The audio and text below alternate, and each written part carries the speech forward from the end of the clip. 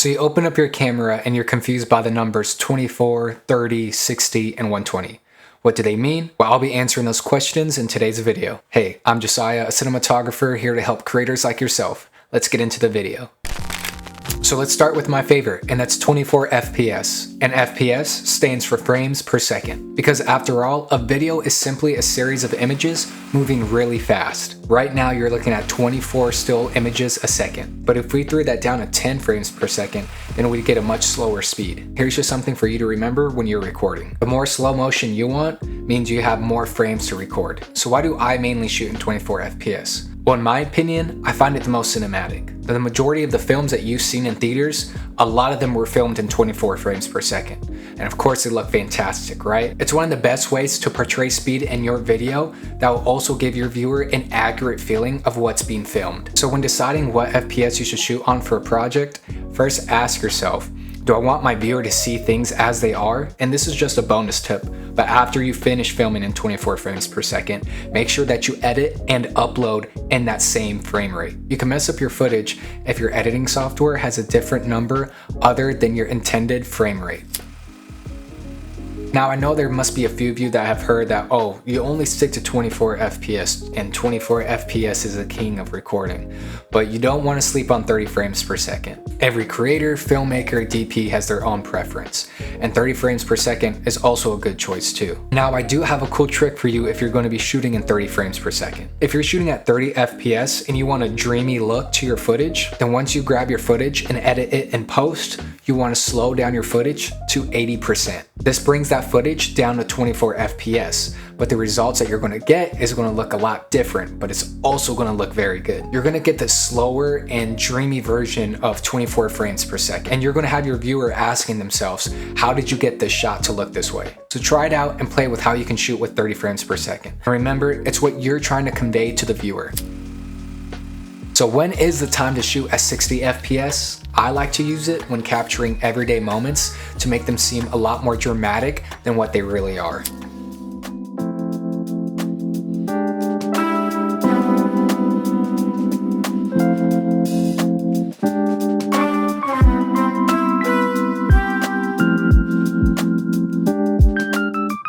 So for example, here's footage captured at 30 frames per second. We're going to be adding some movement to this shot to show you the difference between 30 and now 60.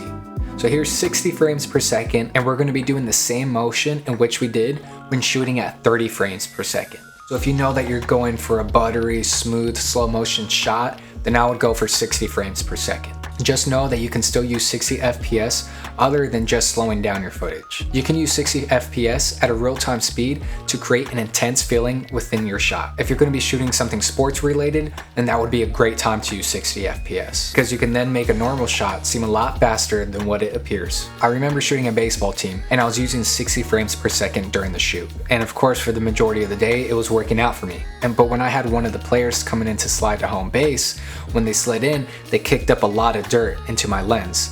Now, my lens wasn't damaged, but the shot looked great in my head. But in post, when I slowed down my footage at 60 frames per second to get that dirt going into the lens, there was a lot of motion and it just didn't look crisp. So for a scenario like that is when I would shoot at 120 frames per second. Because shooting at 120 frames per second, when I would slow down that footage, that dirt wouldn't look so blurry, but would look very crisp to the camera. Like I said, 60 frames per second you can be using for everyday shots, or you can even use it in sports, but you might want to sometimes bump it up to 120.